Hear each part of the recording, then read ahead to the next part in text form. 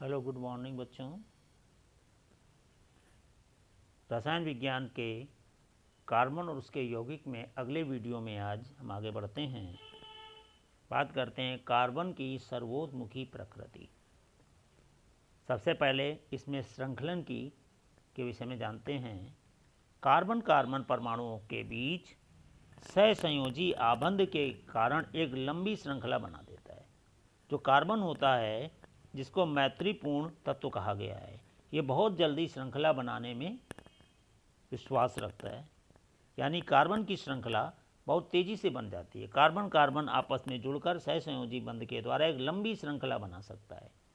शाखित श्रृंखला भी बना सकता है और वलय भी बना सकता है, और बहुत सारे यौगिकों का निर्माण कर सकता है। कार्बन के परमाणु एक दूसरे से एकल बंध, द्विबंध या त्रिबंध के द्वारा जुड़ सकते हैं। तो श्रृंखला का मतलब क्या है?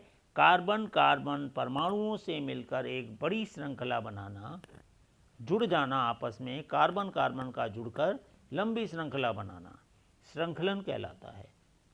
तीन तरीके से, एक सीधी श्रृंखला कहलाती है, एक शाखित श्रृंखला कहलाती है, और एक वलय श्रृंखला। वलय का मतलब रिंग, चारों तरफ से बंद। इसके बाद चतुसंयोजकता। कार्बन की दूसरी प्रॉपर्टी देख सकते हैं। कार्बन की 4 संयोजकताएं होती हैं। कार्बन परमाणु की मान लीजिए 4 भुजाएं हैं, बाएं दाएं ऊपर नीचे, तो कई से अधिक तत्वों को आपस में जोड़ सकता है।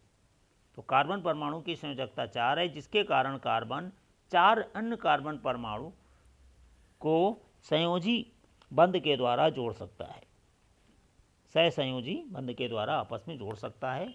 इसके अलावा ये हाइड्रोजन, क्लोरीन, ऑक्सीजन, नाइट्रोजन और सल्फर के साथ भी अपने अपने बंध बनाता है। ये कार्बन की विशेषता होती है। तो आपने देखा कार्बन कार्बन मिलकर बड़ी आपका सहसंयोजी बंध के द्वारा श्रृंखला बनाता है। और जो तत्व बनते हैं, सिंगल बॉन्ड वाले तत्व बनते हैं, डबल बॉन्ड वाले तत्व बनते हैं, ट्रिपल बॉन्ड वाले। सिंगल बॉन्ड वाले जो तत्व कहते हैं उनको हम सब बोलते हैं संतृप्त कार्बनिक यौगिक। डबल और ट्रिपल बॉन्ड वाले जो यौगिक बनते हैं उनको हम कहते हैं असंतृप्त कार्बनिक यौगिक। तो संतृप्त और असंतृप्त कार्बनिक यौगिक, कार्बन और हाइड्रोजन के यौगिक आपस में मिलकर हाइड्रोकार्बन का निर्माण करते हैं। तो हाइड्रोकार्बन का मतलब क्या है? हाइड्रोजन और कार्बन से मिलकर बना यौगिक। हाइड्रोकार्बन 2 तरीके के होते हैं, संतृप्त हाइड्रोकार्बन और असंतृप्त हाइड्रोकार्बन। संतृप्त हाइड्रोकार्बन में कार्बन कार्बन के बीच सिंगल बॉन्ड यानी एक एकल युग्म के द्वारा सहसंयोजक बंध बनता है, और असंतृप्त में द्विबंध और त्रिबंध वाले आते हैं। डबल बॉन्ड में आपके 2 युग्मों से बनता है, इसलिए इसको डबल बॉन्ड वाले यौगिक कहते हैं। और इसमें 3 युग्मों से आपका बनता है। 3 युग्म का मतलब एक इधर वाले इलेक्ट्रॉन और एक इधर, दो तत्वों के इलेक्ट्रॉन जब साझा करते हैं वो युग्म कहलाते हैं। इस तरह 3 युग्म बनेंगे ट्रिपल बॉन्ड में, 2 युग्म बनेंगे डबल बॉन्ड में, और 1 युग्म बनेगा सिंगल बॉन्ड में। तो एक वाले यौगिकों को संतृप्त विलयन हाइड्रोकार्बन बोलते हैं। 2 और 3 वाले आबंधों को असंतृप्त हाइड्रोकार्बन, जब कार्बन और हाइड्रोजन आपस में मिलकर बनाते हैं।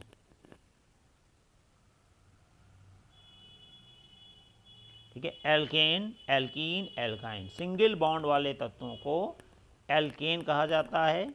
डबल बॉन्ड वाले यानी किसी भी कार्बन कार्बन परमाणुओं के बीच में अगर 2 लाइनें दिख रही हैं यानी डबल बॉन्ड है, तो उनको हम एल्कीन बोलेंगे। इसी तरह कार्बन कार्बन के बीच में अगर 3 लाइनें आपको दिख रही हैं यानी ट्रिपल बॉन्ड, इसको एल्काइन बोला जाता है।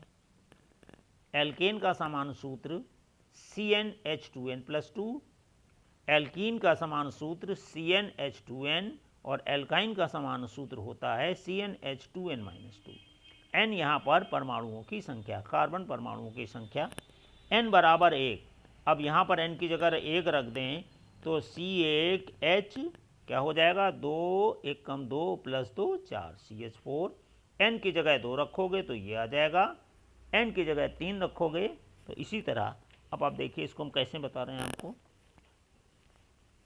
देखिए CnH2n+2 है, आपसे कहा गया n की जगह 1 रखो। n की जगह 1 रखने का मतलब जहाँ जहाँ n दिख रहा वहाँ पर हम 1 रख देंगे। H2 गुणे 1 + 2 यानी C1 H2 + 2, तो C1 H4 क्या लिख देंगे, CH4। तो इस तरीके से जब 1 रखा तो CH4 आया, 2 रखेंगे तो क्या आएगा, अब 2 रख के देखिए, इसी सूत्र में 2 रखते हैं तो C2H2 गुणे 2 + 2, तो C2, अब इस 2 का 2 से गुणा 4 + 2 6, C2H6। तो अगला सदस्य क्या हो गया आपका, C2H6।